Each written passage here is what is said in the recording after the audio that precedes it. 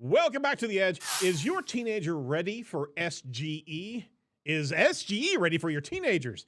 Greg Finn says it's time to leave Google Ads. TikTok is looking to offer an ad-free experience for subscribers. How much would you pay? You're listening to News from The Edge for the week of October 2nd, 2023, here on Edge of the Web Radio. From the Edge of the Web studios, here's what we're looking at this week. This is Edge of the Web Radio. I'm your host, Aaron Sparks, owner of Site Strategics, our digital marketing firm here in the U.S. We're covering SEO and digital marketing news of the week each and every week, separate from our interview series, where we're trying to get more news to you ever more quickly to be able to navigate your week in digital marketing. So check out everything over at edgeofthewebradio.com. That's edgeofthewebradio.com. Joining me this week to get her take on the news is Crystal Carter, the head of SEO communications at Wix. Crystal, you look a lot better than Mordy. I'm just going to say that outright. Thanks for joining us. I appreciate it. Thank you very much for having me. It's lovely to be here as ever. And, you know, if any win alongside Mordy's, I'll take it. I'll take it. That's fine. He's beginning to get a complex because I think Lydia Infante was also jumped in there saying that she was a better looking Mordy, and Mordy started going really kind of bursting at the seams there on Twitter. I don't know why he was so upset, but you know, hey. Hey, Mordy has a great sense of humor, so it's always good to joke around with Mordy. Absolutely, he's always fun, except whenever he tries to troll me during an intro, and he was even pissed off about that last week because I edited him out. Well, I mean, you with great power comes great ability to edit people out who say things that you don't like. Exactly. So. Exactly. See?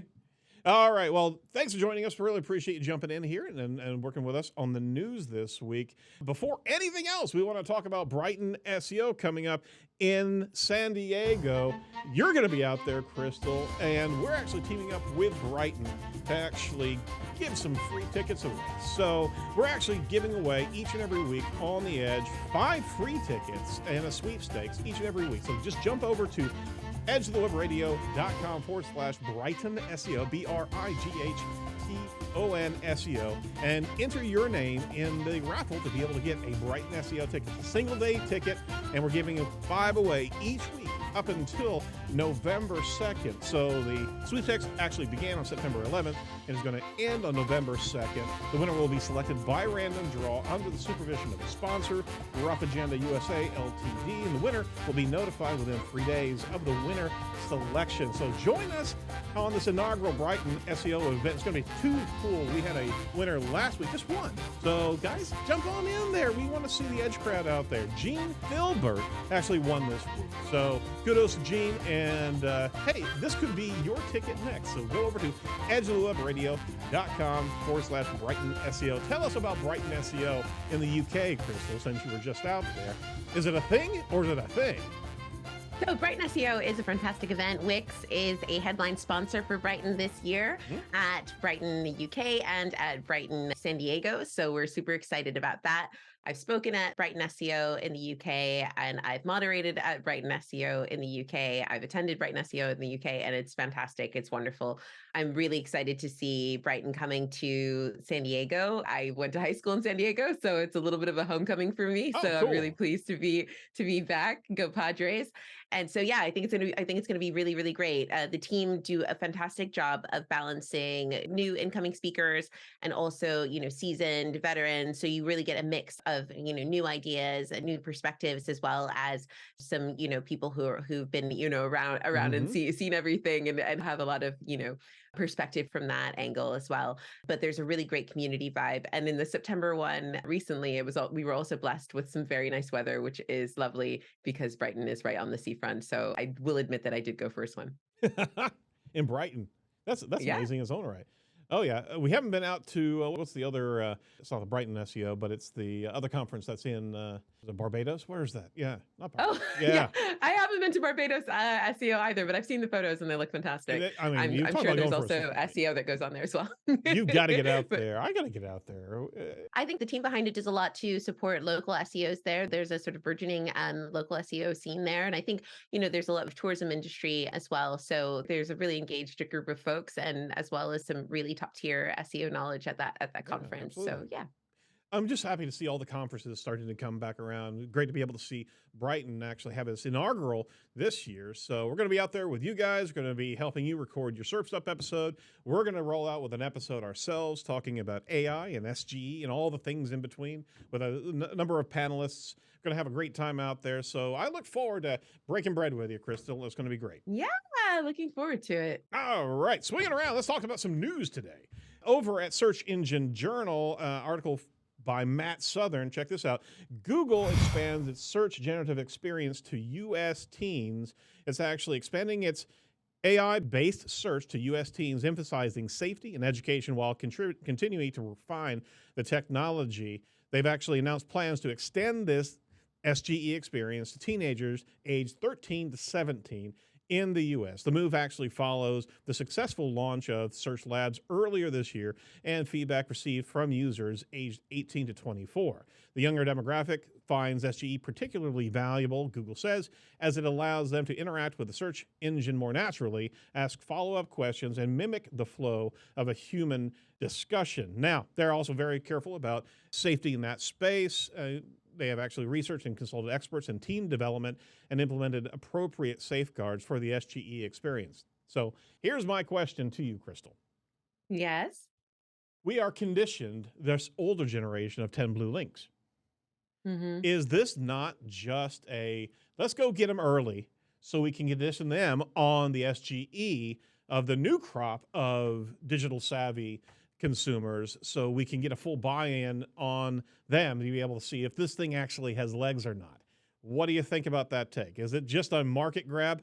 I think that they are trying to counteract some of the activity we've seen over the last year or two with regards to, younger folks thinking that Google's a little bit old school and that, they should go to places like TikTok, for instance, to get search queries and search results. So I think they're trying to gain some of the market share that they feel that they've lost. I've heard a lot of anecdotal stuff around TikTok, for instance, versus Google search. Statistically speaking, Google obviously has a lot of market share, so it's difficult to sort of quantify that particularly, but I think that that's probably what this is about, is trying to connect with it. With regards to the guardrails that they've got on there, I'm not sure that I think that they'll make that much of a difference to that particular audience. They're saying, like, oh, about this result, click the 3 dots. But I'm going to tell you right now, I highly doubt that anyone's going to click the 3 dots. And I think that you're going to see a lot of people who maybe don't understand how the machines behind it work, the sort of the mechanisms behind it and where the information comes from. And you already have a situation where people go and you say, well, where did you get that from? And they cite Google. They don't even understand necessarily that maybe that featured snippet came from a website. Right. So I think that it's an interesting way to go about it. I think that for younger folks, maybe there should potentially be some parental guidance. Like if I were in charge of it, if I was the queen of Google, which I am not, we'll get you there. We'll get you there. I think it would make more sense to have like a parental control or parental sort of guidance on that, because you don't necessarily know what the machine's going to spit out. And it's going to be different from search results, which don't have the sort of like, I am Google. I have given you the information sort of hierarchy. If I type in what is the best kind of chocolate cake or something like that, and they're like, Black Forest Gâteau is the best chocolate cake, and that comes from Google, for instance. Yeah. Then that's different from if I say, what's the best type of chocolate cake? And there's lots of different people, and some are saying, oh, Black Forest Gâteau. Some people are saying like, another different type of chocolate cake. Some people are saying like chocolate cheesecake, actually, like who eats that? You know what I mean? So if they're coming from different individuals, that's one type of information. Right. But if it's coming from Google, then that has a certain authority that is different from the rest of the web. And I think that it would make sense to have a guardrail that said, like, if you were a parent that said, like, no, I'd rather they actually, saw that these were from different sources, and more clearly articulated than they are summarized in the SGE. Amen to that. Amen to that. My original point was that possibly conditioning that younger audience, and that younger audience is going to be a much more impulsive and not subject to be able to weighing factors, even if they actually roll out citable sources. The younger demographic's going to go after a particular authoritative space and not really kind of look at 10 blue links, because that itself gives, at least insists upon weighing and considering different vantage points. But if you're above the fold and SGE is right there above the fold, you got this Oracle mindset or something that's going to be happening there that's going to be stamping its impression into the youth here. So no, you're absolutely right. Crystal said something really interesting there I want to pick up on. She said people are already quoting Google. Where'd you get your information? Oh, Google. But with SGE, your experience could be different than mine. Right. So if you tell me a fact, and I'm like, where'd you get that? And you say Google, and I go Google exactly what you typed in, I get a different answer. Yep. That's super confusing. Yeah. Right? Oh, yeah. Case in point. So one of the main things that I use LLMs for is trying to understand Magic the Gathering rules. And depending on how you enter the question in Magic the Gathering, or if you're trying to figure out, like, can I play this particular sorcery card, and blah, blah, blah, depending on how you enter the question, you will get a different result. Like, they'll give you a different answer because, like, there'll be nuances of, like, it's like, oh, well, does it have summoning sickness or does it not, or whatever. So it would literally have to be exactly the same thing that the person entered in order for you to get the same or similar result for that thing. And I presume that as this goes on, because, Chrome has an understanding of your search history and the kinds of things that you're interested in. So there's a potential for the web to be more shaped in the same way that, like, YouTube can be. So in YouTube, you can very often, like, fall into a sort of YouTube hole really quickly. Even if you're looking at something that you're, like, casually interested in, it's very easy for them to go, oh, you like that? We'll show you 25 of those. Video crack. Yeah, absolutely. So, the essence of SGE is that it's actually referencing information, but not bubbling those citations to the surface. And it's making, ascribing values to that, but it also has the ability to hallucinate. This is AI 101, folks, and be able to really kind of put your teens in front of a potentially hallucinating language model to be able to reinforce certain values that aren't repeatable, like Jacob was saying, but also the sheer fact that it's not really providing citable sources right there in front. I mean, kids aren't going to be digging in there just to be able to evaluate it. So it's really kind of a place where they're trying to stack all their chips on, let's crowdsource the kids and see whether or not this is going to take with that audience. Because ultimately, I mean, we're all ADD in one way, shape, or form. Our attention span's less than goldfish, right? and to be able to have that, is this not just the information crack space that they're trying to push us all towards? Sorry, some weird analogies there, but I got there. Yeah, I think it's going to be very interesting. And I think that if you're somebody who is the parent of a teen right now, I think it's really important to, and if you haven't been having those conversations, but now to be having conversations about, like, how you test whether or not a piece of content or piece of information is, like, worth the, the pixels it's made from. I think it's just a question of being able to be, and that's with everything, with anything you read, like, just being able to figure out, like, how do you know if it's worth anything? And also, I think one of the things about the SGE is that, and the younger generation, a lot of people are used to talking to computer interfaces, like, because, hey, Alexa, play Baby Shark. Alexa, don't do that. We have an Alexa in here. maybe not that one, but do you know what I mean? So I think a lot of kids are used to that experience. So it's a very, very similar thing. And on a phone, you can literally just talk right into it and it'll do what you want. So I think it's important for people to be able to say, why have they said this? How do you know that this is a valid source? And, making sure that the conversation isn't just a one question, but also asking qualifying questions to qualify that information is sound, that information makes sense. Yeah, we have to train our teens to be able to go through the verification process. Just don't trust the Oracle. You got to go figure it out for yourself. All right. Second article, wanted to cover this real quick because this is some meaty stuff from Search Engine Land, from Nicola Agius. Has Google Ads lost all credibility? Why one advertiser says it's time to leave.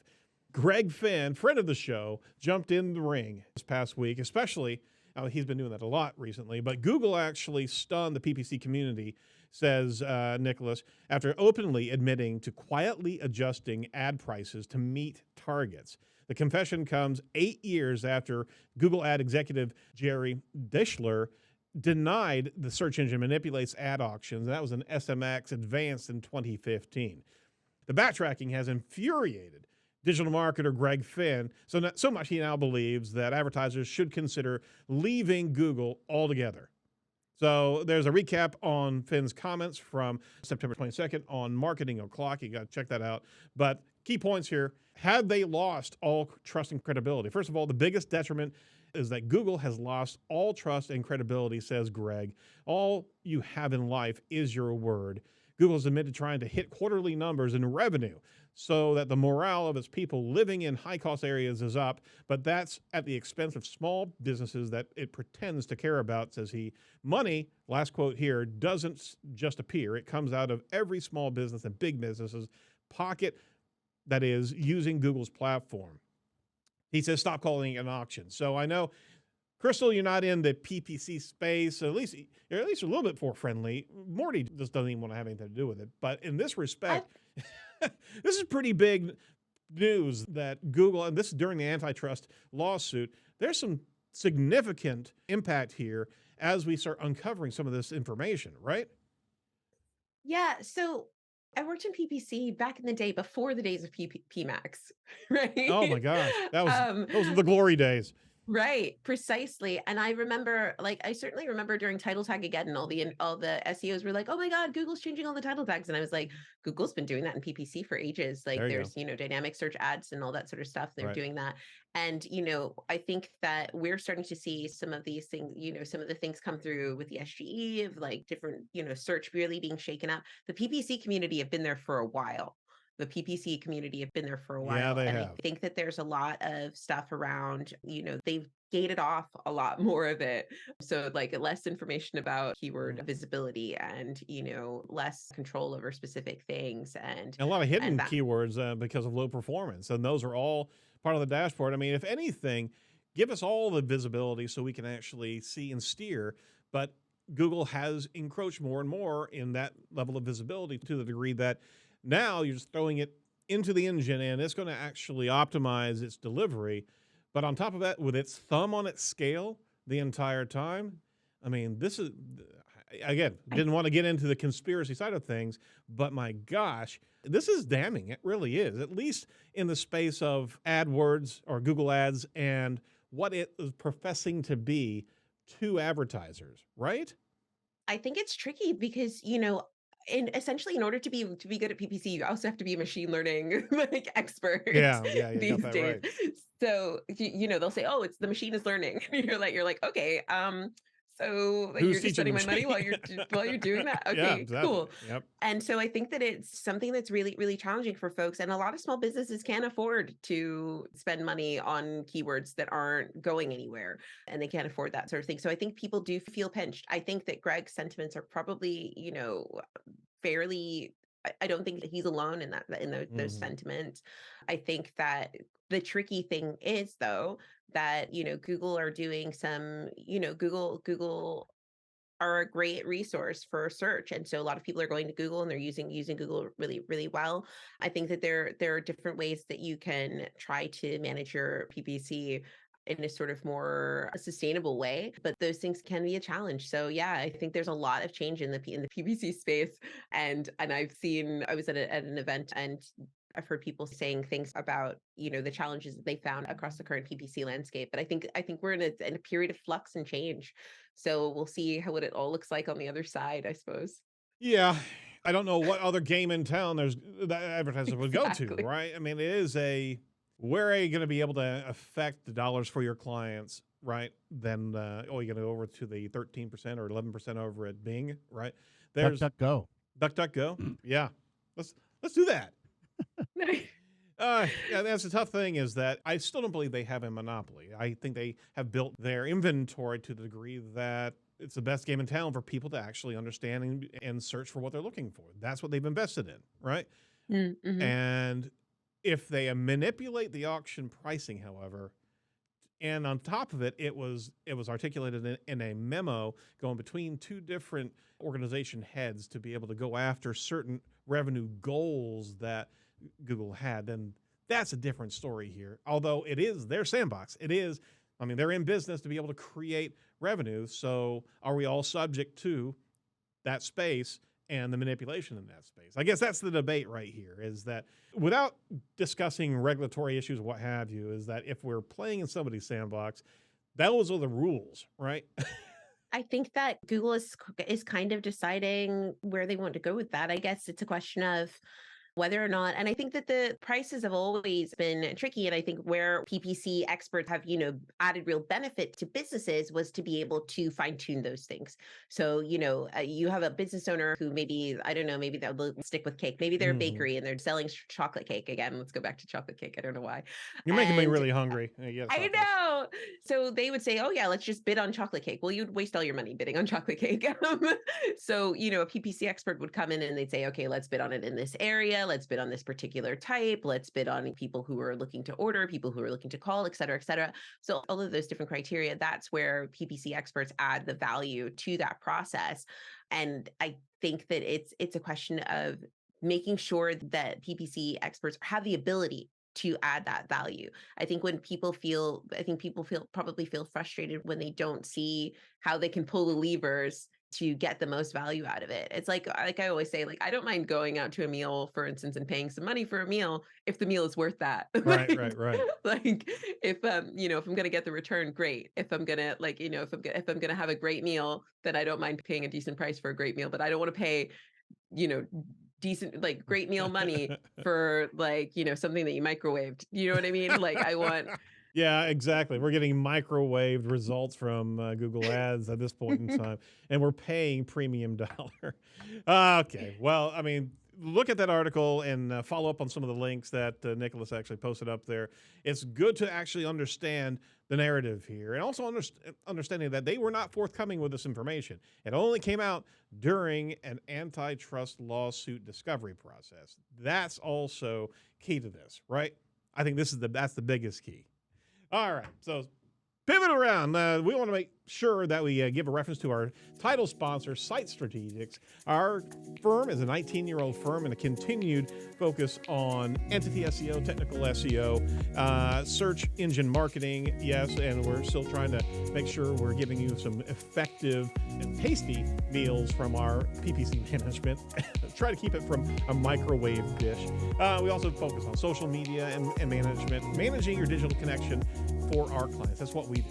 So we're focused on results-based marketing that works. We also developed a pretty cool curation process using the studio and our interview towns to be able to find subject matter expertise, to be able to infuse into your content, both on-site and off-site. That's the whole space of HC for where we are today. So if you're interested in what we can do for you, just give us a call over at 877-SEO for Web or 877-736-4932. All right, last article on the digital news front, and then we're going to get into a couple AI articles from Android Authority. TikTok, talking about TikTok, is testing an ad-free monthly subscription plan.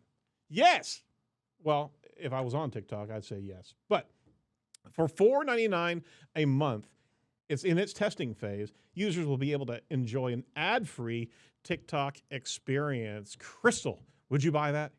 I mean, if I hadn't deleted my TikTok from my phone, I have a profile that I use for research on my desktop, but I had to delete it from my phone because I literally lost hours at a time on TikTok.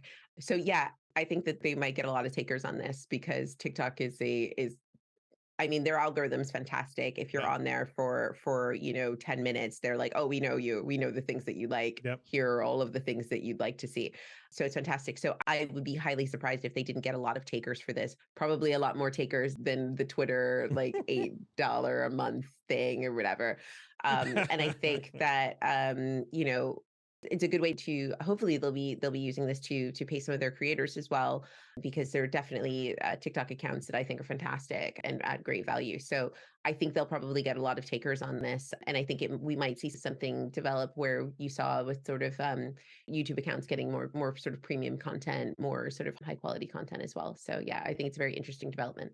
Do you think that this is going to be the way of the world here, a paid platform for all these previously free platforms like ad removal in Facebook, ad removal in Google? I mean, from a monetization standpoint, that's the last place to go, right? I think so.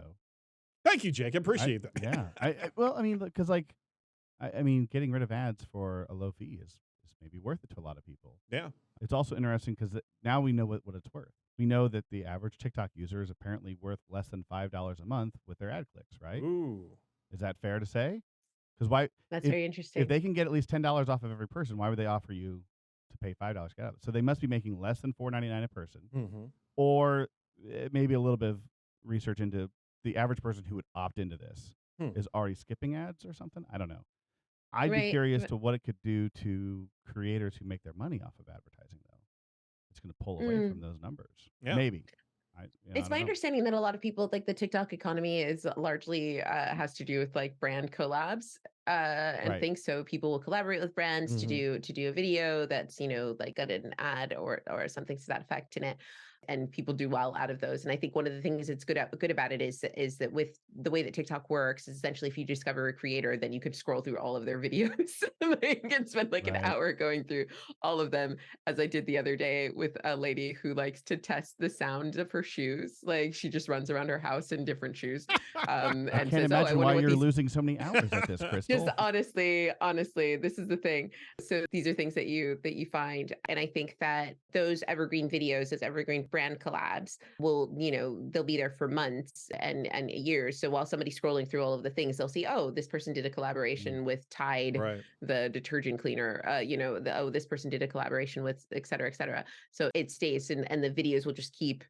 Yeah, those collab advertisements are not going to be going away with a paid environment. It's just going to be, so what you're really talking about is that marginal audience that want to be able to have pure TikTok without any type of impedance, right? Right. That's what those are worth, but they're actually allowing the audience to be able to get those other marginal ads aside and still focus on influencers and brand collaboration efforts, right? Yeah. So, I wonder if it'll also get rid of TikTok Shop, which is, as a TikTok user, I can go into the TikTok Shop and I can find a product and I can basically talk about it, maybe buy it and show it off or do whatever, and have a link in my profile for people to go buy it from TikTok Shop, and I get a commission. So I don't have to like have any inventory or anything like that. So I see a lot of people doing that, and there's some really good stuff out there too, showing off products and stuff. So I wonder if that subscription will remove sponsored posts as well as TikTok Shop posts. I think probably not. I would like to see, to my mind, if I purchase this, what I would expect is to not see the random advertisements in between the different videos that I'm looking at. Like one of the things that I dislike about Twitter and the way that they've currently set it up is that there's lots of random advertisements between the different, you know, pieces of content that I'm trying to look at. And I find that disruptive and confusing and et cetera. Whereas if I'm looking at a YouTube video, for instance, on, I don't know, whatever it may be, like kayaking or something, well, we'll very often have, not that I've ever watched a YouTube video on kayaking, although I do like a little bit of kayaking every now and then. Anyway, what will often happen is people will ask in the comments, what is that product? What ingredients did you use for that chocolate cake? What kayak are you using? What is the camera that you're using? So people very often actually want the product name because they think it looks really cool. They want to try it out themselves. So I think that from a helpful content point of view, those TikTok Shop links are valuable. And I think it will encourage people to make richer content and richer brand collaboration. So I think that you're probably going to see more sort of brand collaborations as this rolls out, particularly if more people are getting involved with it. There's a lot of people who use Shopify, or it's not Shopify, Spotify. I always do that. Who use Spotify without ads. And, you know, so instead of seeing Spotify ads necessarily, brands will maybe make a dedicated podcast, for instance, or will maybe sponsor a podcast, for instance, that sort of thing. Or they might start their own channel in that sort of way. I don't do TikTok, so I'm not even there. So it's not even a point. I probably should be there just because, but hopefully this is a cleanup opportunity for the audience, but I don't think anybody else, any other platform could get away with this, right? I don't think Facebook has the engagement at this point in time that they could actually roll out a paid version and have any level of success. No. Correct me if I'm wrong. Is the Twitter one? They don't get rid of ads; they reduce the number. They reduce the number of ads. So right? for $8, you get a blue check mark and fewer ads, but you're still going to see ads. Right. And at least the initial report here sounds like it's an ad-free experience. On TikTok. Right. That's huge. It is huge. I mean, Yeah. Elon Musk could, if he did that, I think he could peak people on Twitter a little bit better. But yeah, but that's probably the next stage of what he's going to do is try to actually remove ads with another upgrade charge, right? Only $40 a month. Why not? Milk us until there's nothing left, Elon. Right. All right. Shifting gears into AI real quick, doing a couple quick stories, then we'll bounce out of here. Tom Hanks says an AI version of him is being used in a dental plan without his consent, a dental plan ad without his consent. He actually warns fans that an ad for a dental plan that appears to use his image is in fact fake and was created using artificial intelligence. And the message posted to his 9.5 million Instagram followers. The actor said that his image was used without his permission. Beware, he says. There's a video out there promoting some dental plan with an AI version of me. I had nothing to do with it. Hanks wrote over a screenshot of the computer-generated image of himself on the clip itself. All right, this is the canary in the coal mine here. I think there's been a couple of rustlings. This one is the first one that has really bubbled up. That how in the world do you think that you could actually get away with using an AI version of a celebrity in a public-facing ad? Easy. They'll have the AI say, "No, I am Tom Hanks, and I did approve this message." It'll be which one? It's like which is the real Kirk at that point? Which one has a mustache? That's the evil twin. That's the Always. goatee. It's the goatee. Goatee. Yeah. Oh my gosh. I mean, have y'all seen deepfake Tom Cruise? Oh, Yes. Yeah. Like, That's creepy. He's great. just like him. And that's not even new. Like, that's a couple of years old. And the technology has advanced immensely just in the last sort of 9 months. So I think it's very interesting. There's a movie that was on Netflix, and I cannot remember the name of it at the top of my head, but it had Emma Stone, and she at one point has her face licensed. And some ad company uses her face all over the place. And like, we're not far from that at all. So I think that I don't find it surprising. I think we're probably going to get into a new space of like people needing to like IP their faces. Yeah, absolutely. And things which might be very, very interesting. What's also interesting on this particular article on the side, they have a thing that says we're going through a big revolution, how AI is de-aging stars on screen. That's also the case. I found this really interesting because there was a movie with Robert De Niro and I want to say Joe Pesci, but I'm not sure if it was Joe Pesci. Was it The Irishman? Yeah. Yeah. So in that movie, Robert De Niro plays young Robert De Niro, which I think is a real missed opportunity because Robert De Niro got his start playing the young Godfather. Yeah, so Vito Corleone. Yeah, he was young Vito Corleone. So you don't get Robert De Niro being Robert De Niro if he wasn't playing a younger version of an older actor. So I think it's very interesting. It also could be the case where you have, people that continue. So where you have a Tom Hanks forever, which is it's going to be legacy licensing. I was just listening to a podcast that we were talking about Gene Roddenberry's wife, who actually played a number of different roles, Nurse Chapel, as well as the computer voice for the Enterprise, right? Right before she passed, she actually recorded as many vowels and consonants and sounds that she possibly could because there's a Roddenberry library, and she is actually being used as the entire welcoming voiceover for that, completely AI, but she did that explicitly for the usage of her, or visage basically, over time after she's passed. Now, that's cool. That's also creepy. Right? Because, I mean, you can literally, with data so pervasive, our parents couldn't do this, but you better believe us in our generation could very well be putting so much data together, just like this show, that it could be used for our kids to be able to make iterations of ourselves, right? And our grandparents, our grandchildren, our great-grandchildren, whenever we're gone, can actually go have a conversation with Crystal or Sparks here, and we can talk about SEO. Oh my gosh. Whatever The AI grandchild conversations always go this way. But I think it's very fascinating. The other thing, though, like a fun fact, a lot of the laugh tracks that you hear on television now are from like television audiences from Yeah. years ago. So this is not exactly a new situation where we're using different things there. But yeah, I think that AI, like Tom Hanks having to call out that sort of AI is really important. There was also a situation where Zendaya was reported as going to the Oscars. People were like, "Oh, Zendaya's at the Oscars, and doesn't she look amazing?" And there was a news outlet that was like, "Look at Zendaya at the Oscars," and she wasn't at the Oscars. She was with her boyfriend in London. She wasn't at the Oscars at all. But people were like, "Oh my God, you look amazing, Zendaya! Wow, so like she never misses. She's so beautiful." Blah blah blah blah blah. But it was an AI image. It was completely fabricated. It looked just like she was at the Oscars, but she wasn't. I got one thought here. One thought. I got lots of thoughts about the AI stuff. But for actors explicitly, there's a whole nother level of now licensing that they could do for their face, but they could also open up their career something fierce there. Is that no longer are you old Tom Hanks?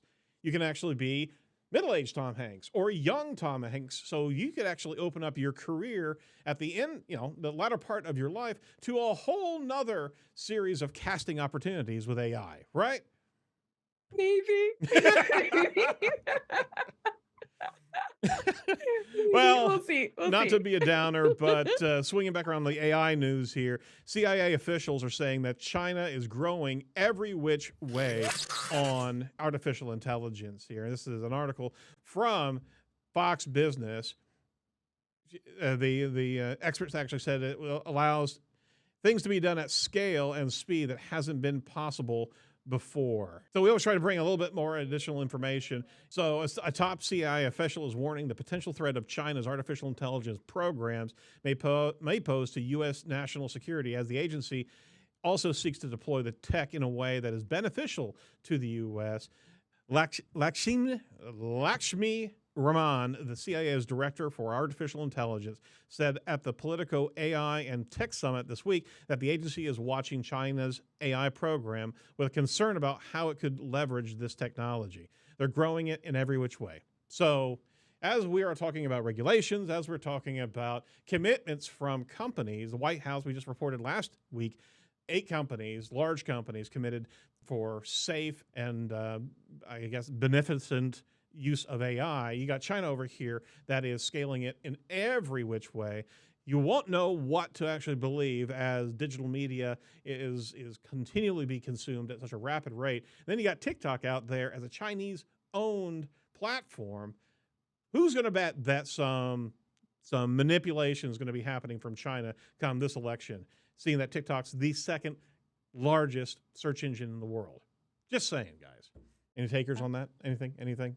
I don't know about that, but what I do know is that the government, like the U.S. government, has been very wary of that particular situation. Yeah. So I do know that they have, they've been talking to they have TikTok in at Congress. They've been watching this regularly. They banned TikTok from government phones, things like that. So I know that this is something that they've been watching very, very acutely, and I think that it is something that something that they need to think about in a lot of different ways, because I think that we have so much access to so much information at the moment and so many ways to advance it. As I said, I think one of the quotes from there is it says that it's enabling spaces to move at scale and speed that hasn't been possible before, and that's true. So I think it'll be interesting to see how it moves forward with this conversation and how the relationships build and develop. And then they're going to tap Tom Hanks on his shoulder, and it's all going to be over, truly. So not to be a downer, so we always want to swing around and talk about some additional AI tools. We won't have as much time as we usually have, but check this out. A couple things. We'll do one, and then you have the other links there as well. Because, again, we bring AI news, and then we hit you on the head with AI tools that you should go check out. So here's one real quick. LyricStudio. Okay? LyricStudio.net. You can literally get inspiration ideas for songwriting. So instead of getting through writer's block or dealing with writer's block, LyricStudio helps you write songs from the start to the finish. So now AI teaching us how to sing songs correctly or how to play songs or write songs. It'll actually give you a number of different prompts as you are writing something, and it's going to be giving you things to rhyme as well as concepts along the way to be able to add into your lyrics. So that's cool.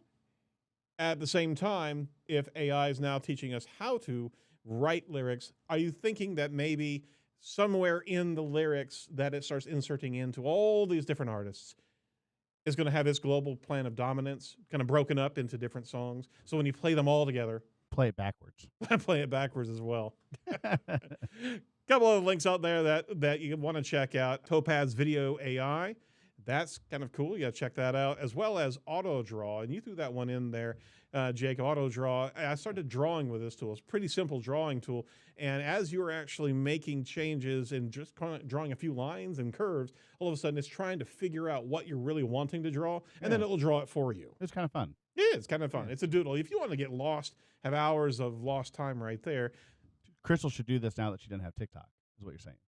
Absolutely. Bring this to a, what's the family room game? The Pictionary. This thing is going to up your Pictionary skills enormously, right? Or kill them because you draw the worst thing ever and it guesses what you want. You're like, yeah, exactly. It makes perfect sense. No, this is brilliant. I think it's really cool. I think it's really, really interesting.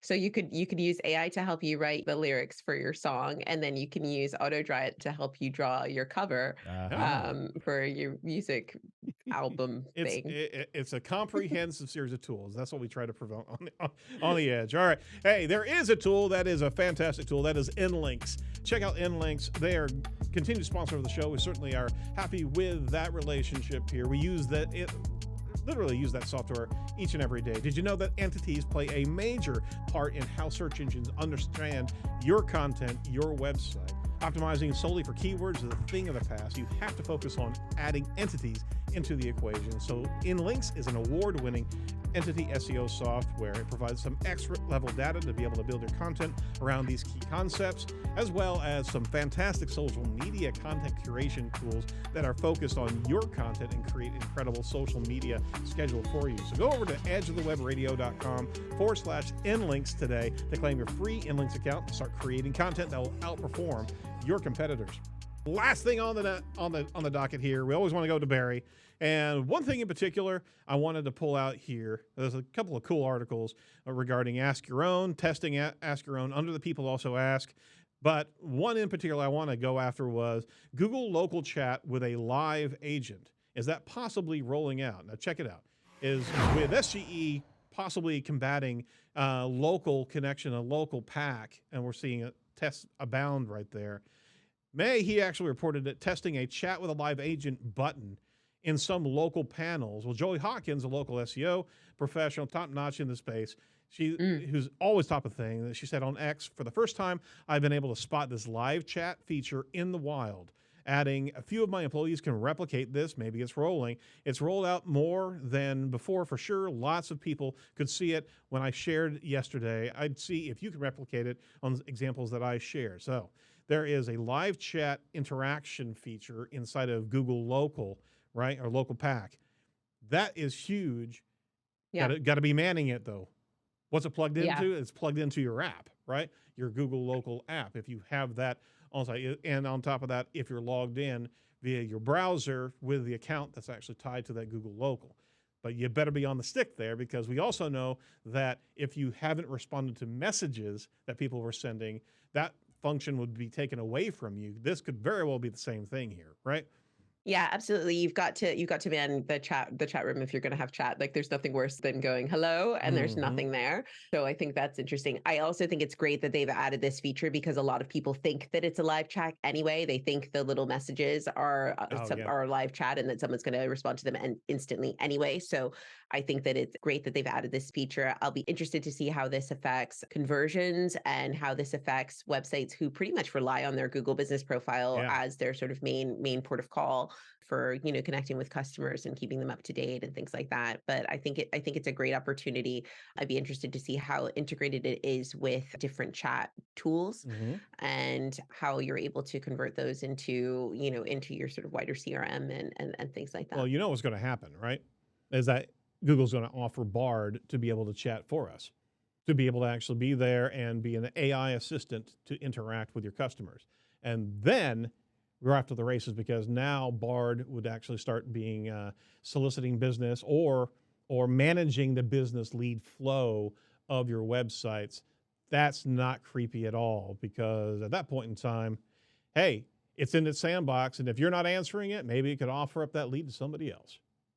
I think the thing that's interesting about that is that for any of the machine learning things to work, they have to have a good data set. Yeah. And I think that, you will need to make sure that you've got a good point of data for any kind of machine learning thing. Because the other thing is that even if they don't do that, and they do this now, where they use comments, replies, et cetera, to help with the local pack results. If I'm looking for vegan ice cream, as I do because I'm lactose intolerant, I will go and I'll search vegan ice cream Chicago or something. And then if the website hasn't mentioned vegan ice cream, but somebody in the comments said, oh, I had some great vegan ice cream, which actually I was in Philadelphia and I went to Franklin Fountain and their vegan ice cream is fantastic. So if I see that in the comments, then that will show up on the local pack. If Google owns the chat, which they tend to own all of the things that are within Google Business Profile. So they have access to your images within Google if you upload them to Google Business Profile. So if they're owning the content within the Google chat, then similarly, they may be able to fashion answers for the SGE, answers in some of their other machine learning led tools, because of some of the conversations that they've seen be had within the live agent feed. So I'd be interested to see what the terms are of that. Obviously, they have to be wary of privacy and all of that sort of stuff as well. But yeah, there's some interesting iterations that you could get out of that particular tool, certainly. Absolutely.